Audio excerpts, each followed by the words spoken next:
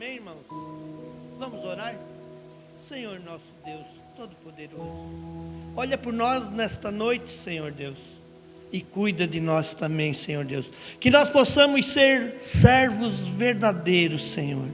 Dai-nos sabedoria para trabalharmos com amor, sempre acreditando e imaginando que o Senhor é o nosso patrão. Oh, Senhor Deus, cuida de cada um de nós, Senhor Deus, e zele por todos. A cada dia eu oro em nome do Senhor Jesus.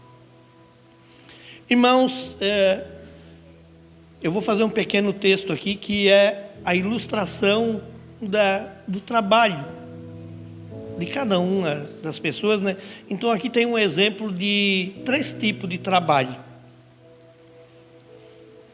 Certa vez, irmãos, 3 pedreiros trabalhando em uma obra, e um quarto homem se aproxima e pergunta para eles: o que você está fazendo? O primeiro respondeu: eu estou assentando tijolos e construindo uma parede. É um trabalho pesado. Já estou cansado de trabalhar sol a sol. Este homem tinha uma profissão. O segundo respondeu: estou construindo uma escola.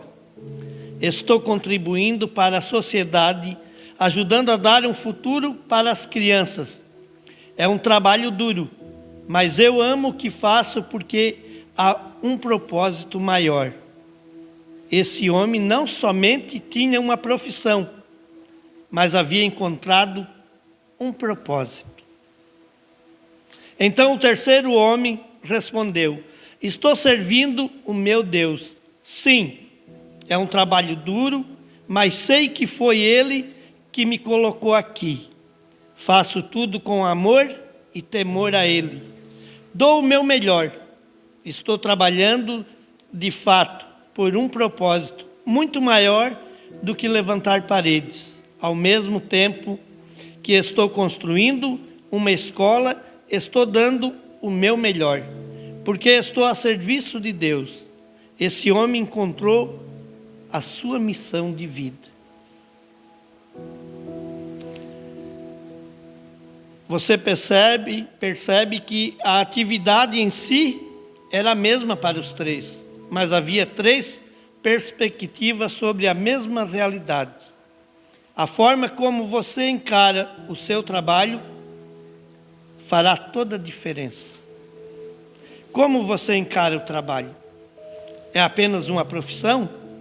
Você encontrou um propósito?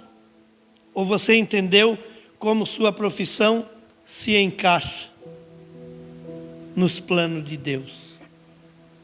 Então deu para a gente perceber, né, irmãos, que há 3 maneiras da gente encarar o nosso trabalho ali fora no dia a dia.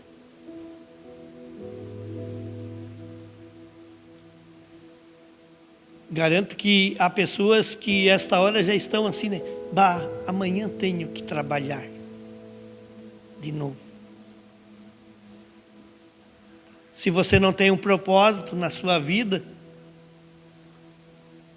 se você não faz por amor, né? Você está preocupado mesmo que tem que trabalhar amanhã. Mas se você tem um propósito, né? Que é alcançar a sua aposentadoria, dar uma vida melhor para a sua família, né? Você se sente gratificado. E às vezes a responsabilidade não pesa tanto na nossa vida. Nós ouvimos ali, irmãos, no versículo 6, no capítulo 6 e no verso 5, né? Quanto a você, servo, obedece a seus senhores aqui na terra com temor e tremor, com sinceridade de coração, como a Cristo. Irmãos, Paulo aqui está falando que nós devemos caminhar e buscar as coisas que são boas para nós, mas também temos que buscar as coisas que são de Deus. na nossa vida. Como vimos, irmãos, na semana anterior, né, foi falado, né, das atribuições do marido, da esposa e dos filhos. E cada um tem um compromisso no seu cargo, no que está exercendo. O marido os seus, a esposa os seus, os filhos os seus. A gente sabe, irmãos, que quando Paulo escreveu este texto, ele vivia num tempo onde o Império Romano predominava. E ao escrever esse texto, irmãos, ele escreveu falando de escravos e de senhores, porque na época, nada mais, nada menos do que 60 milhões de pessoas eram escravos dos romanos. Então, o sentido da palavra de Paulo, né, era para mostrar para as pessoas, né, a maneira em que eles estavam vivendo e como eles deviam viver na presença de Deus e na presença dos seus senhores. Irmãos, todo mundo que combatia contra os romanos e perdesse, se tornavam escravos, eram escravizados. Não importava se a pessoa tinha influência ou não influência aonde ele vivia, eram escravizados.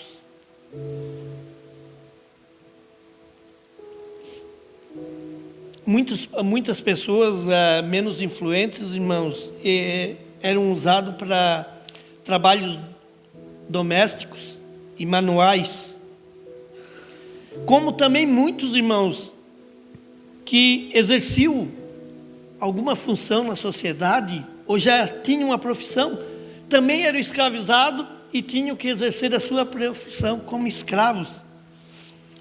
Eram médicos, professores, até administradores. Eles eram escravizados e iam administrar, iam ser professores, iam ser médicos para o imperador da época. Então não tinha como fugir. Os escravos, irmãos, poderiam ser herdados. Por exemplo, um exemplo básico para nós, né? Se eu tivesse lá 4, 5 escravos e eu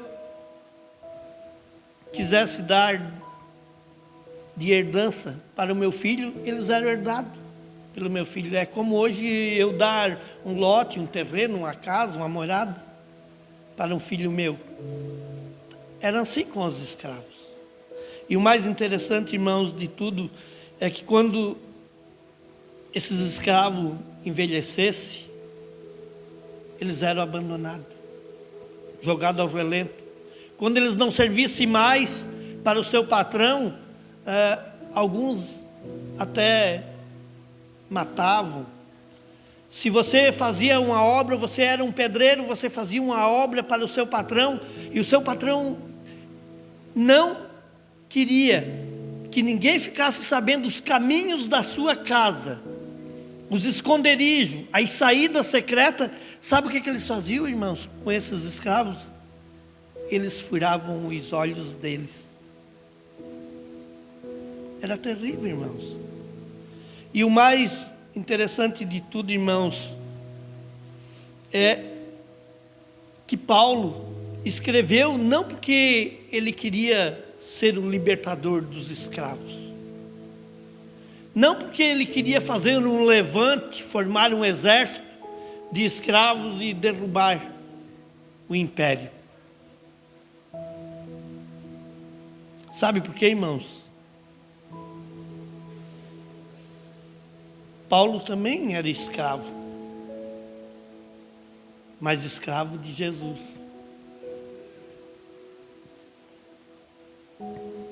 Ele não precisou organizar nenhuma revolta, nenhuma passeata. Ou seja, né, hoje a gente vê muita marcha para Jesus, né? Mas eles só marcham, né? Jesus às vezes fica de lado, na vida dessas pessoas, né? Mas Paulo, irmãos, como os demais apóstolos, assim como o próprio Jesus, não foram agitadores ou reformadores sociais. Seu foco era espalhar as boas novas de Cristo. O cristianismo, irmãos, provocou não uma revolução política, social e econômica, mas uma revolução moral e espiritual nas pessoas. O cristianismo não atacava diretamente as formas de vida social vigente, nem procurava promover uma revolução, aliás, justificado por meio de processos externos. Tal empreendimento teria sufocado com sangue a religião. O Evangelho realizou obras mais nobres. Não permaneceu indiferente, recusando-se a falar ao escravo até que tivesse conquistado a liberdade e lhe caísse as algemas.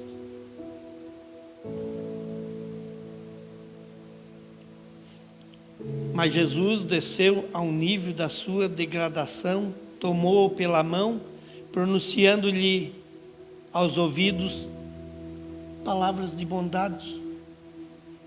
Muitos de nós, irmãos. E sabe o que significa isso, irmãos? Essa é a verdadeira liberdade que nós devemos viver. O trabalho, irmão, de Paulo e dos demais discípulos era gerar uma reforma de dentro para fora, não de fora para dentro.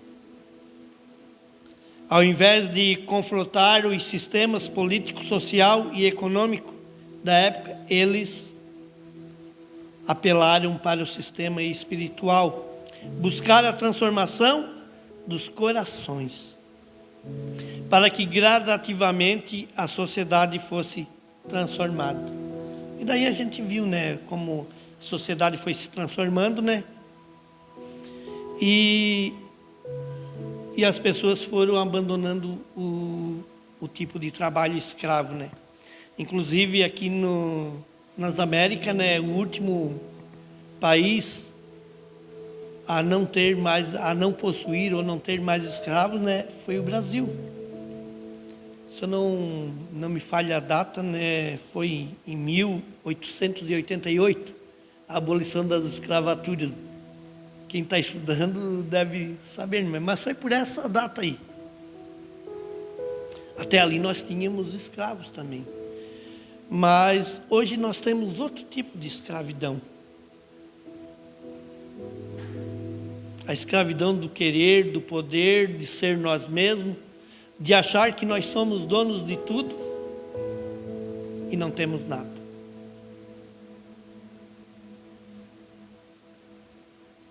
Então, irmãos, o que Paulo faz, ao invés de confrontar o sistema social, é equilibrar a relação entre os senhores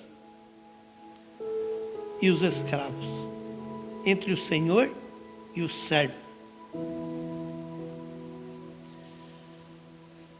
Há como trabalhar, irmão, na aplicação dos deveres e do Evangelho, essa relação, trabalhando, buscando harmonia entre essas duas classes, embora não tenhamos mais a escravidão de pessoas, podemos tirar importantes lições, vendo a maneira que aquelas pessoas eram escravizadas e trazendo para nós nos dias de hoje, né, se nós não estamos escravizando alguém na nossa família, né, no nosso trabalho, na nossa sociedade. É algo que nós temos que ver, irmãos. Aí a gente vai ali, irmãos, para o capítulo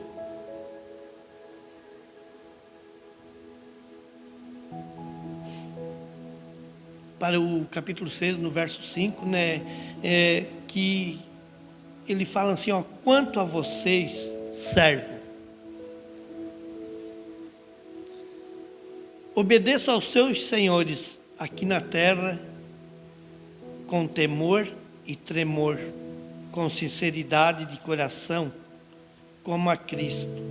E os 6 dizem assim, ó: não servindo apenas quando estão sendo vigiados, somente para agradar pessoas, mas como servos de Cristo, fazendo de coração a vontade de Deus.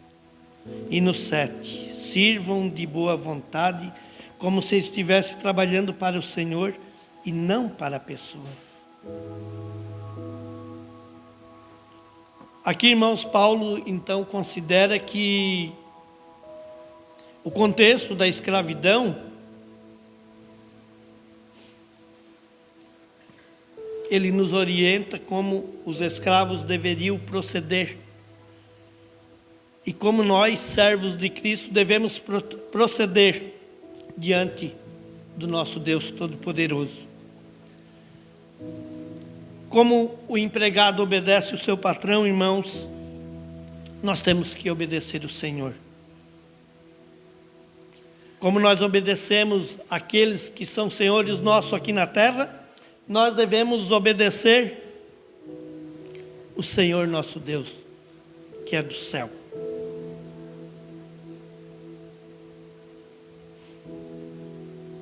Para os donos de escravo, irmãos, como é utilizada para Jesus, portanto, a ideia é que os escravos deveriam obedecer os seus donos da mesma forma que obedeceriam a Jesus. Isso significa que obedecer ao seu dono era o equivalente a obedecer a Jesus. Obedecer com temor e tremor, irmãos, não significa obedecer com medo, mas com solicitude e responsabilidade. Era sobre cumprir todas as suas responsabilidades que Paulo não orienta a rebelião, mas a sujeição. Essa passagem, irmãos, precisa ser luz. Olha o que nós já estudamos ali atrás, né, em Efésios, no capítulo 5, no verso 21, né? Diz assim, ó: sujeite-se uns aos outros no temor de Cristo. Se sujeitar, irmãos, era sobre ser cristão, mesmo em uma situação de escravidão. Era sobre ser servil e fiel ao seu Senhor, tanto quanto era ser fiel a Cristo.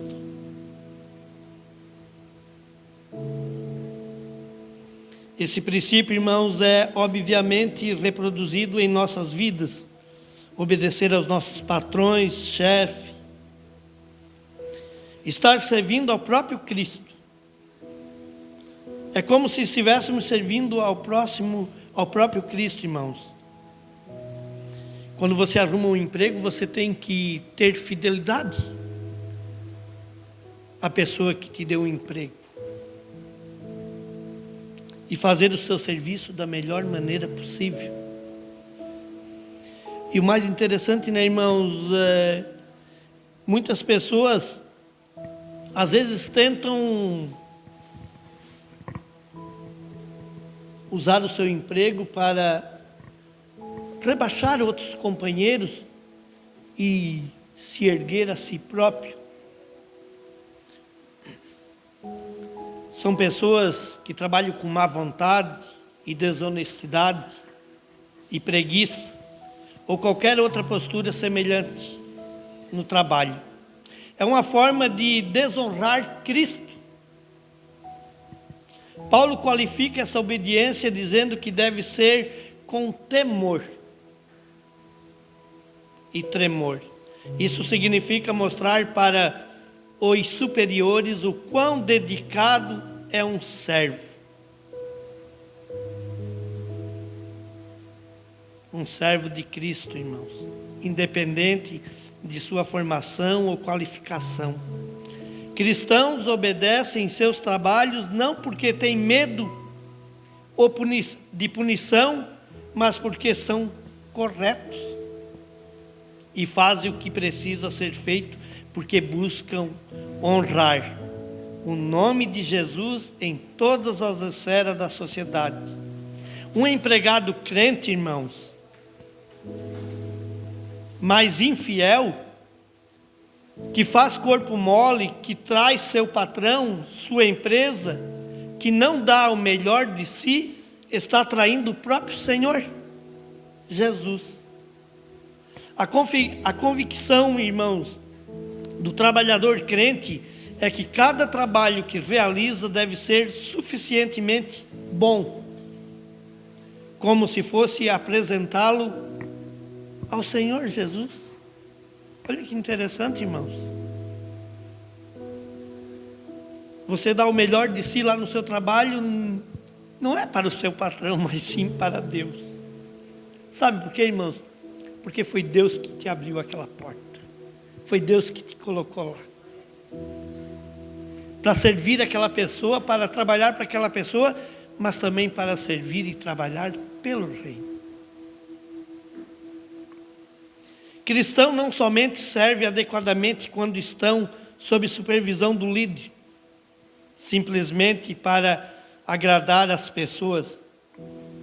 O cristão, irmãos, ele é honesto para consigo mesmo e por isso são corretos mesmo quando ninguém vê eles. Não serve apenas para serem vistos porque desejam tirar vantagem. Eles fazem aquilo porque desejam fazer o seu melhor. Seja na frente, irmãos, de outras pessoas, ou seja, quando está sozinho, trabalhando, sem ninguém supervisionando, ou sem ninguém vendo, mas ele continua fazendo o seu melhor. Obediência, irmãos, e lealdade se dá pelo fato de serem servos de Cristo. Seu compromisso é com o Senhor. Então são obedientes e leais aos seus patrões. O propósito deles não é ser bajulado ou bajular o patrão. Eles têm dignidade e respeito próprio. O empregado honesto não trabalha apenas quando o patrão está olhando. Ele sabe que Jesus está olhando. E é a Jesus que querem agradar. Eles não se satisfazem com um trabalho mal feito. Jesus mesmo é o nosso exemplo. Se fez de servo ao lavar os pés dos apóstolos, assim como se fez de servo ao morrer por nós, pecadores. Esse é o padrão de serviço de um cristão que é funcionário, que serve. Lembre do verso 21, que já vimos ali atrás, onde Paulo disse: sujeitam-se uns aos outros no temor de Cristo. A ideia é: empregados devem se sujeitar aos seus patrões.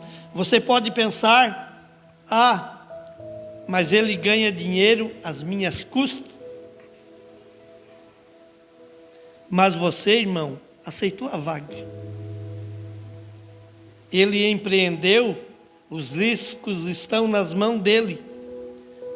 Não quer trabalhar para ninguém? Empreenda. Mas enquanto você está na posição de funcionário, sujeite-se ao seu patrão, com dignidade, com respeito e com responsabilidade. Obviamente, tudo isso se aplica Há profissionais autônomos que devem prestar um serviço adequado com todo zelo, assim como deve cobrar um preço justo. Seus patrões são seus clientes e a eles devem prestar o melhor serviço possível, como se estivesse prestando para Cristo. O versículo 7 diz assim, sirvam de boa vontade, como se estivesse trabalhando para o Senhor e não para as pessoas.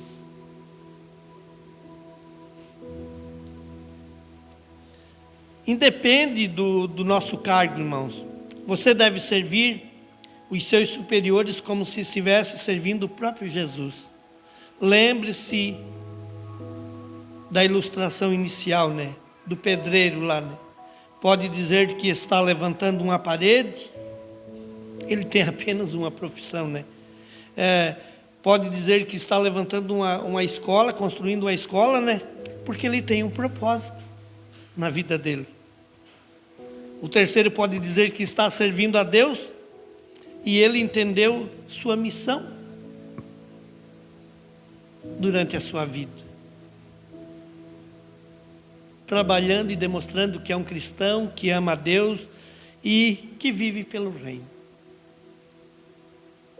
Você precisa entender que, independente da sua profissão, é o Senhor que você está servindo. Cuidado, para não separar o que supostamente é sagrado do que é circular. É falsa a ideia de que o que está relacionado à igreja é sagrado e o trabalho é circular. Que na igreja você serve a Deus e no trabalho não. Tudo pertence a Deus, irmãos. Portanto, o mesmo zelo que temos na igreja, devemos ter lá no nosso trabalho. Porque tanto servir ao trabalho, ao patrão, né? É um serviço que você está fazendo para Deus. Quanto ser vendedor em uma loja, então ao mesmo empenho, amor e dedicação demonstrados na igreja. Não esperados para você ser bajulado ou ter um agradecimento do seu patrão. Isso nós nunca vamos ter, irmãos. Como servos, como escravos, como trabalhadores comuns. Não. Você pode dar o seu melhor o dia inteiro, que no fim do dia o seu patrão não vai dizer, vou te dar um aumento pelo que tu fez a mais hoje. Não, irmãos. Mas Jesus Cristo, que está vendo o teu esforço, esse sim vai te dar a recompensa. Esse sim, irmãos. Se você não gosta do seu trabalho, irmão, você tem duas saídas. Ou entende que é da vontade de Deus que você permaneça ali por conta de um propósito espiritual, ou você procura um outro emprego, irmãos. Olhe para seus dons, o que você gosta de fazer, o que você sonha em ter, em fazer. Deus lhe deu ferramentas, irmãos, que pode ser usada para o seu trabalho, para a maneira que você quer usufruí-las, né? No que você é bom. O que você gosta de fazer? A gente às vezes conversa com amigos ou com alguma colega, alguma pessoa, e eu amo o que eu faço. Eu gosto de trabalhar naquela empresa. E às vezes a gente conversa com pessoas que dizem assim, se eu pudesse eu matava o meu chefe. Por que não pega fogo naquele lugar onde eu trabalho? Tomara que quebra a máquina que eu trabalho para eu ficar sem fazer nada. Está vendo, irmãos? Mas no fim do mês você quer o seu salário, né? Assim é a nossa vida com Cristo, irmãos.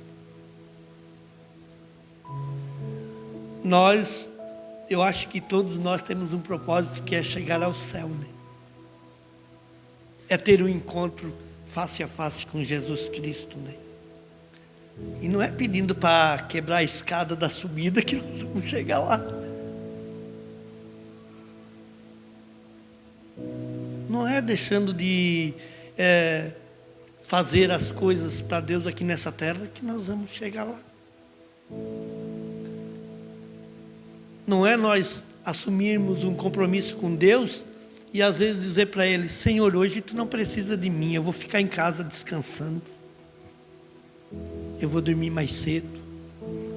O fulano vai, ele faz por mim. Não, o compromisso é seu, irmão. A atitude é sua. A necessidade daquele serviço foi Deus que colocou em você. Ou às vezes você se prontificou diante de Deus e agora quer fazer do seu jeito. Portanto, irmão, nós devemos procurar algo que você sabe fazer, que você ama fazer, e que o resultado é a glória de Deus, mais do que o seu propósito de vida. Você terá encontrado a missão pela qual você viverá por alguns anos. Ainda que possa mudar no meio do caminho, encontrando essa missão de vida, você receberá que as segunda-feiras são mais leves. Você perceberá que as coisas fluirão muito mais naturalmente. Você terá satisfação em trabalhar, porque afinal de contas, sabe que está servindo ao próprio Deus.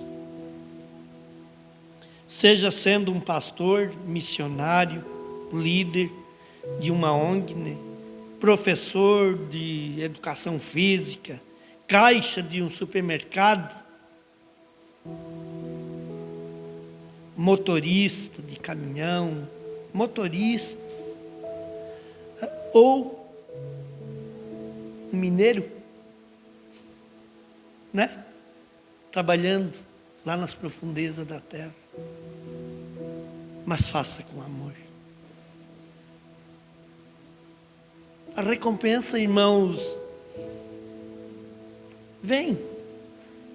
Pode vir para nós aqui com a nossa aposentadoria, mas pode ser um galardão lá no céu.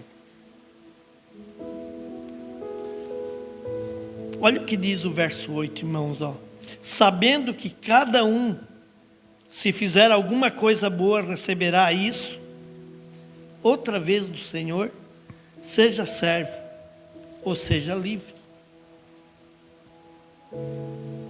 Nós sabemos que o Senhor vai nos recompensar. Aqui fica evidente a lei da semeadura. Nós, irmãos, colhemos o que plantamos. Se você é um bom empregado, né, quando você sai de uma empresa para pegar noutra, o patrão vai ligar: você trabalhou aonde? Eu trabalhei lá, tal lugar. Ele vai lá: e daí, o fulano trabalhou aí contigo? E que tal? Ele é bom? Se você era um empregado bom, fiel, honesto, certamente você nem precisará encher um currículo. Você já estará empregado. Porque sabe por quê, irmãos? Porque o nosso Deus não nos deixa desamparados. Ele já está lá na frente abrindo o caminho para você. A gente colhe o que a gente planta.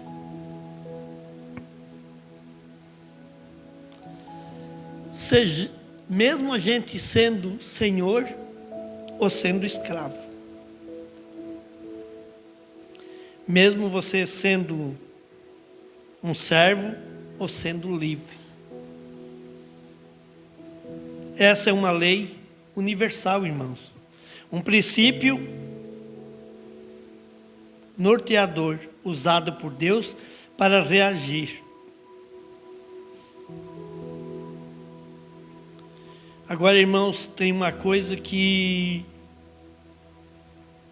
acontece com aqueles que querem ser escravo a vida inteira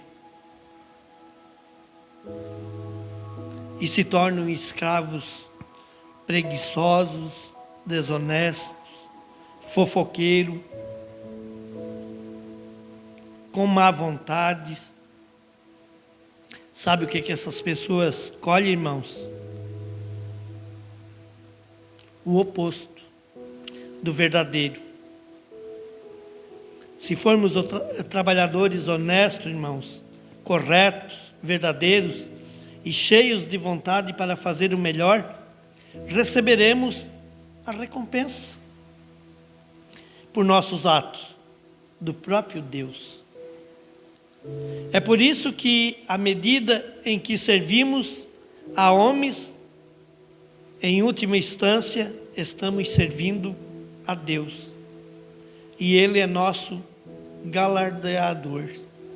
Ele recompensa aqueles que percebem bem em seus trabalhos. Essa é a lei da semeadura. Colhemos aquilo que plantamos. Mas os patrões também têm obrigações com cada um de nós. Olha o que diz no versículo 9. E vocês, senhores, façam o mesmo com os servos, deixando as ameaças, sabendo que o Senhor, tanto deles como de vocês, está nos céus, e que Ele não trata as pessoas com parcialidade. Os donos de escravo, irmãos, deveriam entender esse verso, ainda à luz de Efésios 5:21. Sujeite-se uns aos outros no temor de Cristo. Não é só o servo que tem que se sujeitar. O patrão também tem que ter temor de Deus. Eles também deveriam sujeitar-se. Claro que não em uma ideia de hierarquia, de função. Os escravos devem obedecer às ordens do patrão. No entanto, os senhores devem se colocar em uma posição de humildade. Paulo disse aos Filipenses: não façam nada por interesse pessoal ou vaidade, mas por humildade. Cada um considerando os outros superiores a si mesmo, não tendo em vista somente os seus próprios interesses, mas também o das outras pessoas. Isso está lá em Filipenses, né? No capítulo 2, no verso 3 e 4.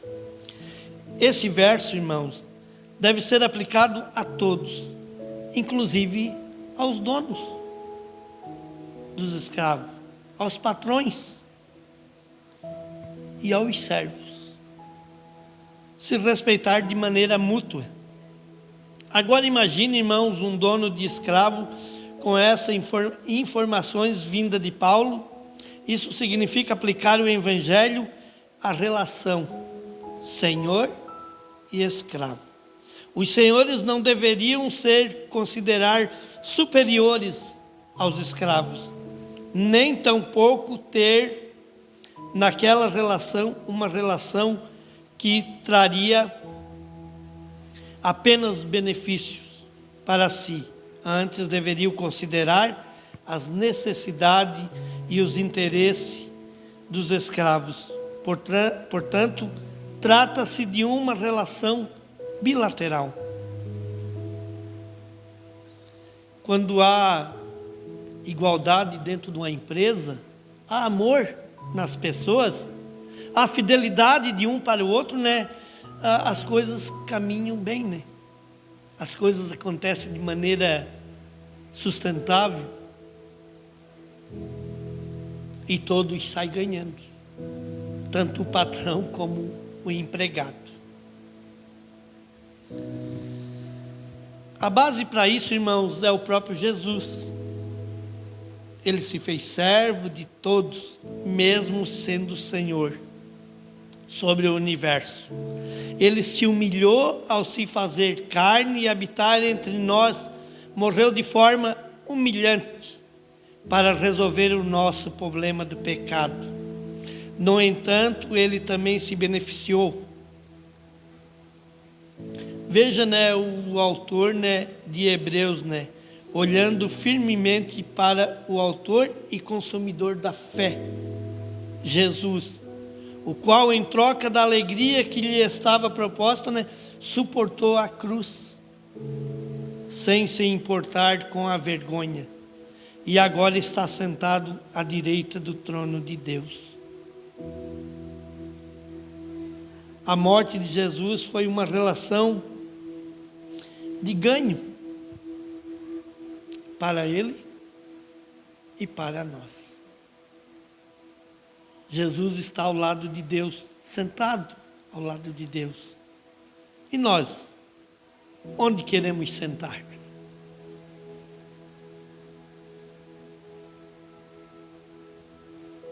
Sabe o que é que nós ganhamos, irmãos? Com Jesus sendo servo e dando a sua vida por nós, nós ganhamos a vida eterna. E ele ganhou, irmãos, sabe o quê? A alegria de ter sua noiva, a igreja purificada, em seus braços. Deus colocou perante Jesus toda a humanidade.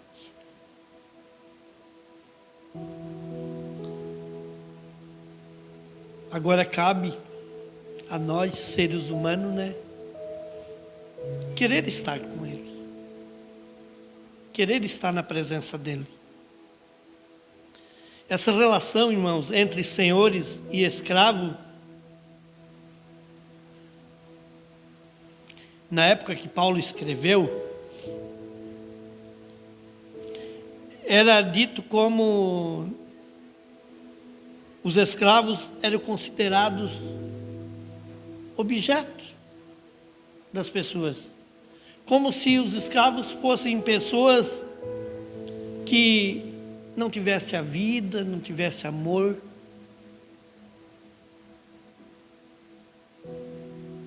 Sabe por quê, irmãos? Os senhores não se preocupavam com a vida daquelas pessoas. Eles se preocupavam com o que as pessoas faziam para beneficiar eles.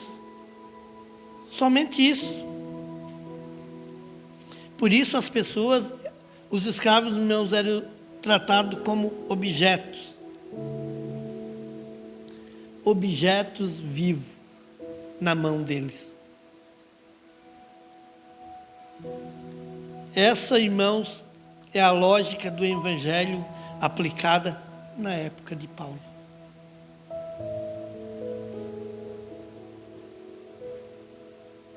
Interessante, irmãos, que essa é a mesma lógica que nós devemos aplicar em nossas relações de trabalho nos dias de hoje. Para haver, irmãos, cooperação entre patrão e empregado, deve-se ter um duplo sentido. Não somente o empregado deve obedecer, mas o patrão deve tratar o empregado com dignidade, sempre considerando as suas necessidades. Jesus sempre considera as nossas necessidades. Às vezes é nós que não não percebemos isso. Às vezes é nós que queremos para ontem o que Deus vai fazer daqui 10 anos na nossa vida.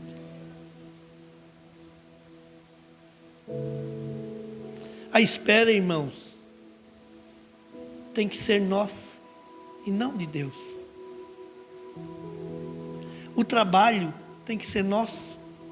O fruto tem que ser nosso. O caminhar na presença de Deus, irmãos, tem que ser nosso. A relação de amor entre o servo e o Senhor tem que partir mais de nós, porque Jesus já fez a sua parte lá na cruz, por cada um de nós.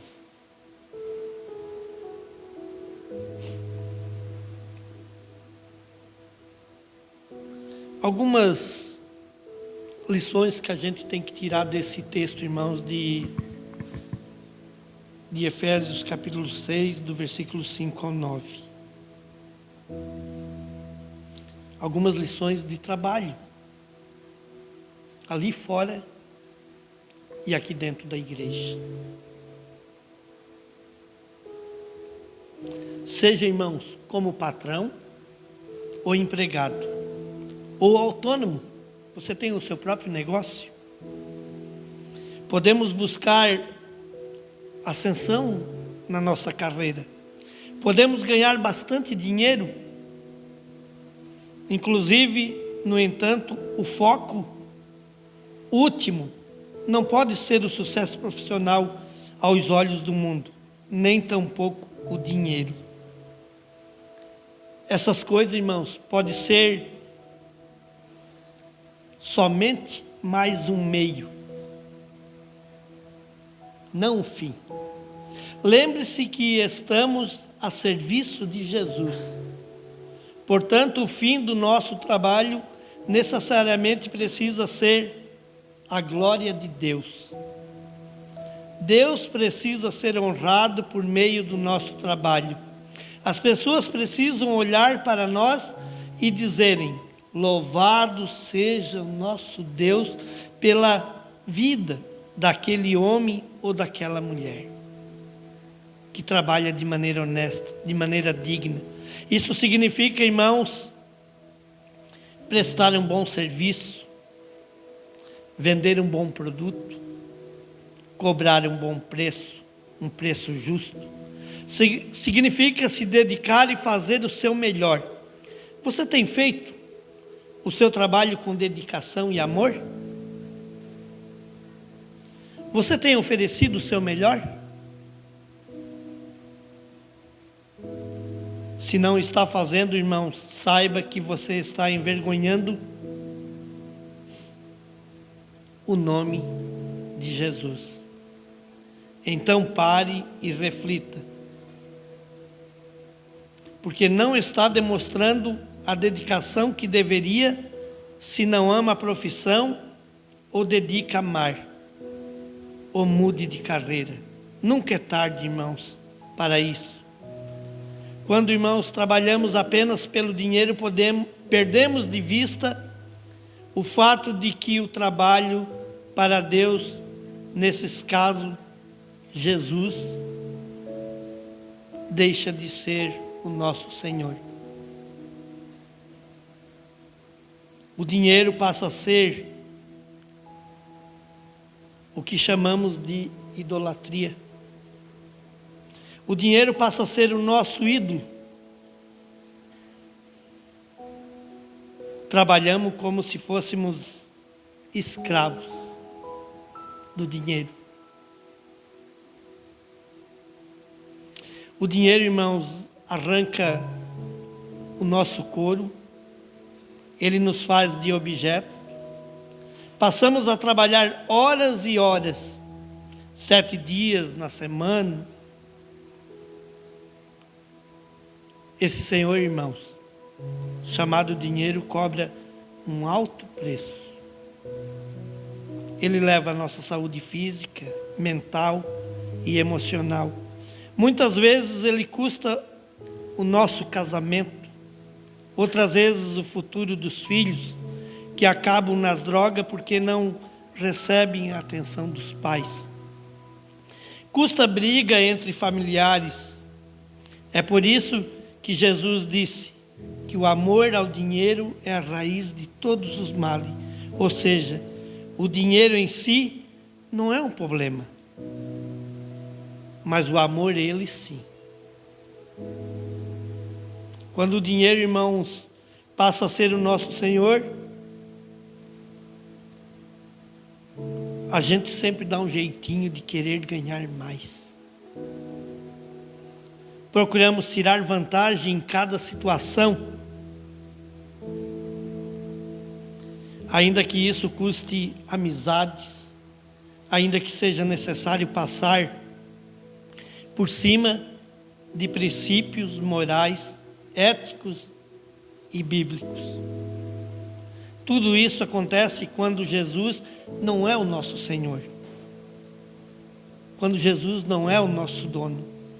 Quando colocamos o dinheiro no trono do nosso coração, Jesus não está lá. Ele mesmo disse que é impossível servir a dois senhores, porque agradaremos um em detrimento do outro. E quando servimos ao dinheiro, estamos desagradando Jesus. O resultado disso, irmãos, será a ansiedade excessiva, preocupação, medo de faltar recurso. Porque quando Jesus, irmãos, é o nosso Senhor, nós depositamos nele a nossa confiança. E não em nosso trabalho ou conta bancária. Quando entendo que Jesus é que me sustenta, eu tenho a convicção de que, independente das circunstâncias, Ele trará provisão para o meu lar.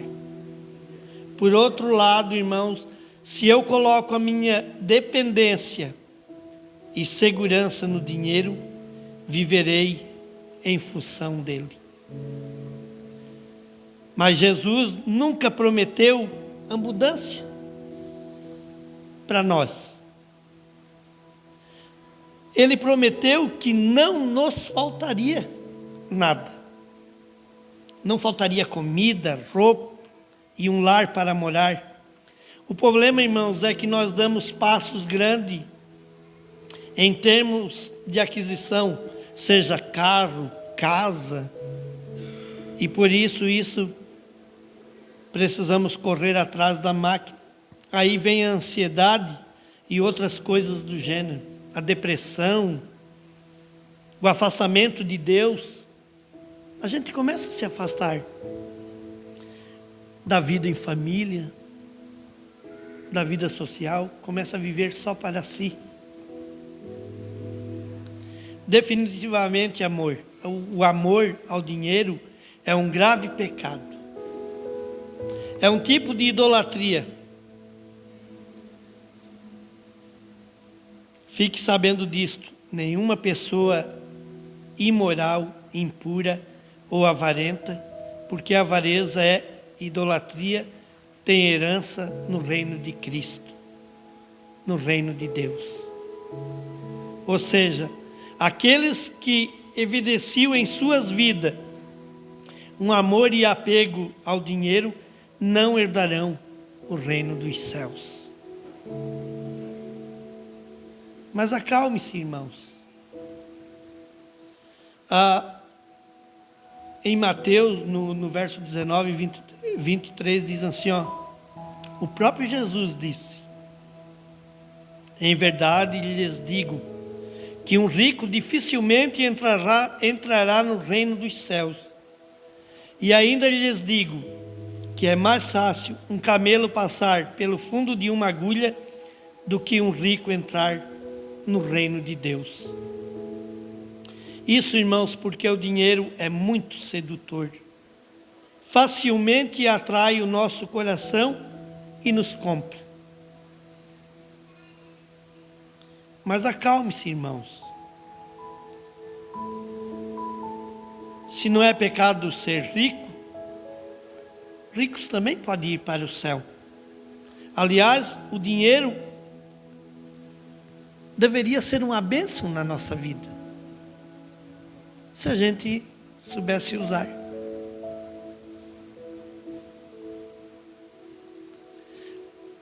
Muitos às vezes amaldiçoam o dinheiro,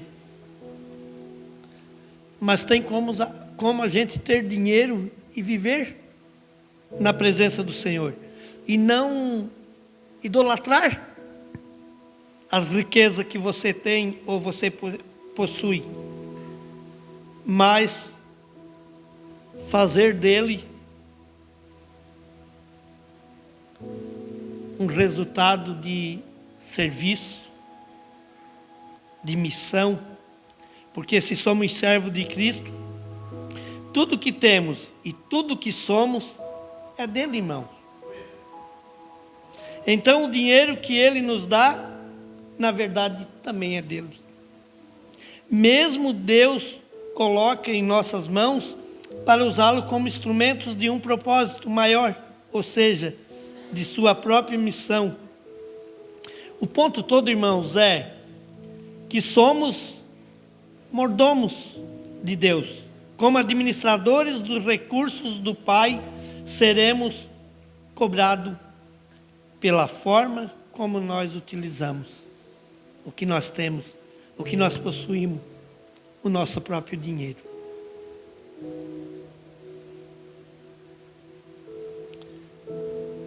Não acabamos de ler ali atrás, irmãos, e de ouvir ali atrás que o fato de nós sermos mesquinho, sabe no que reflete, irmãos? Em falta de fé. Pessoas que são mesquinhas, irmãos, não confiam que Deus proverá as coisas na sua vida. Não confiam. E o pior, irmãos, é que se não se arrependerem desses pecados, não herdarão o reino de Deus. Para concluirmos, irmãos, o evangelho que nós acabamos de ouvir de Paulo, ele deve trazer aplicações para a nossa vida.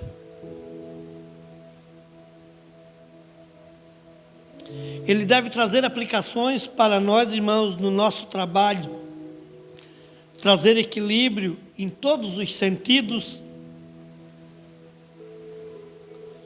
Os funcionários, irmãos, devem fazer o seu melhor, serem honestos, dedicados e fiéis,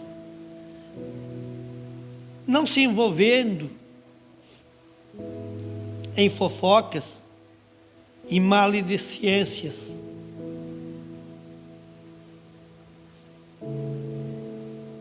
Muitas vezes a gente, quando trabalha com um grupo, a gente torce para o seu parceiro fazer errado, para você chegar lá e dizer para o seu patrão: não fui eu, foi ele.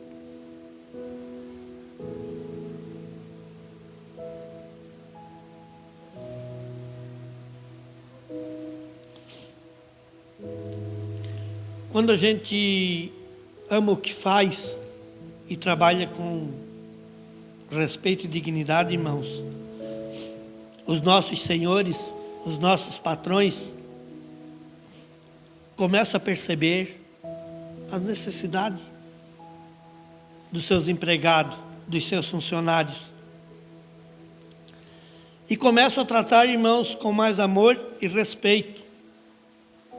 As pessoas que são autônomos, irmãos, farão a melhor prestação de serviço possível.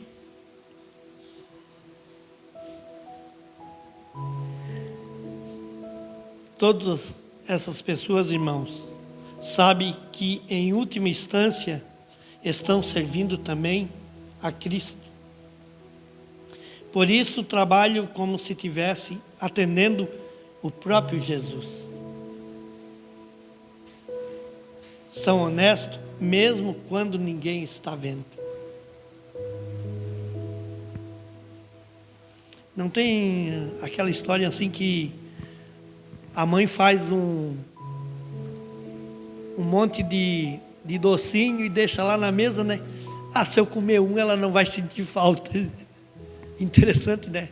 Quando a mãe chega na cozinha, já percebe que faltou um. Sabe por quê, irmãos? Porque o Senhor Jesus está sempre nos olhando. Nós não devemos mexer ou tirar o que não é nosso. Nós não devemos, irmãos. Nós devemos trabalhar com honestidade. Nós devemos ser sinceros. Onde você está hoje, irmãos? Para nós terminar.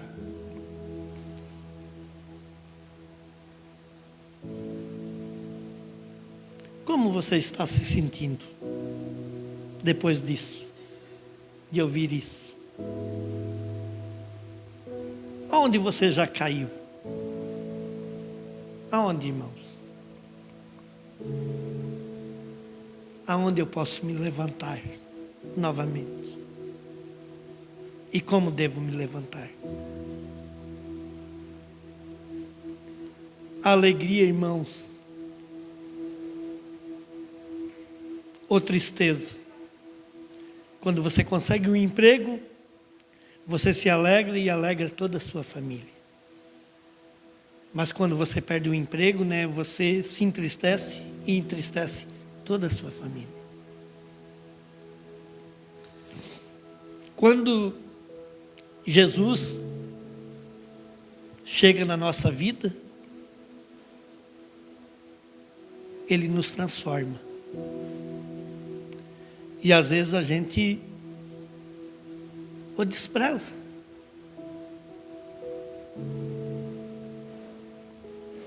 A gente não quer aceitar uma vida honesta, uma vida na presença do Senhor. Eu quero fazer do meu jeito. Sabemos que o Senhor é o nosso patrão. E Ele nos deixou as tarefas para cada um de nós. Mas às vezes eu quero fazer do meu jeito. Eu quero fazer a minha própria vontade e não a de Deus. E aí eu quero o céu. Mas como eu vou chegar no céu querendo fazer a minha vontade e não a de Deus? Como eu quero o meu salário se eu faltei a metade do mês no meu serviço? E eu quero o meu salário inteiro. Como, irmão? Nós não vamos poder entrar no céu só com a nossa cabeça ou só com nossos pés. Se um dia a gente chegar diante de Jesus, vai ser com o nosso corpo inteiro. Ah, mas quem rouba é a minha mão. Ah, quem mexe é o meu braço. Ah, mas eu penso mal só com a minha cabeça ou só com a minha mente. Eu não penso com o coração. Não, irmãos. Quando o seu corpo faz alguma coisa, você engana ele todinho. Quando você faz alguma coisa boa, você faz para o corpo todinho. Quando você ama, é por inteiro. Jesus se deu por inteiro por nós. Ele se deu por inteiro, irmãos. Por isso, irmão, nós temos que ter obrigações.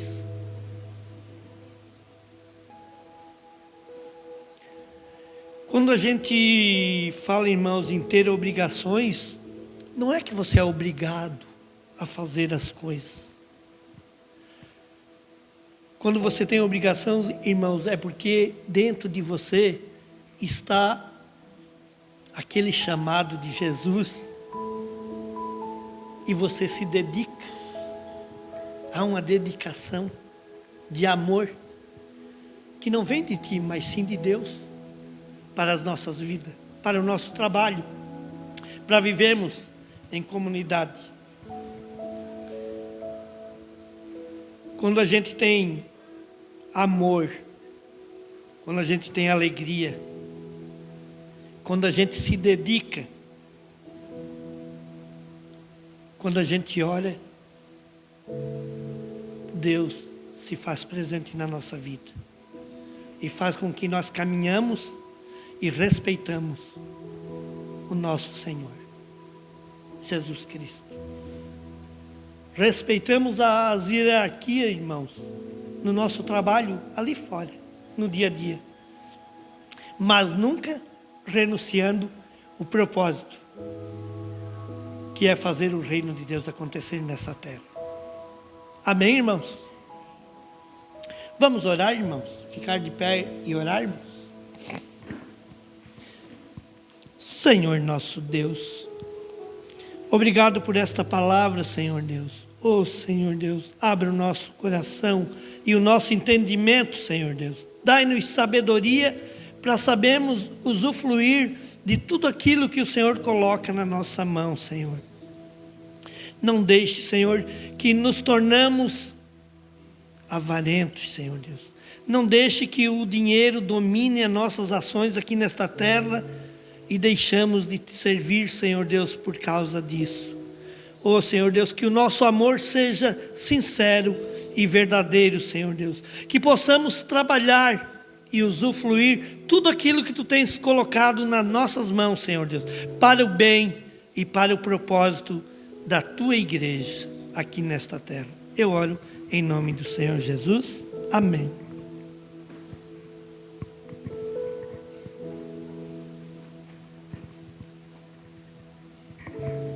Glória a Deus, meus irmãos. O Nilson consegue terminar a live ali para nós?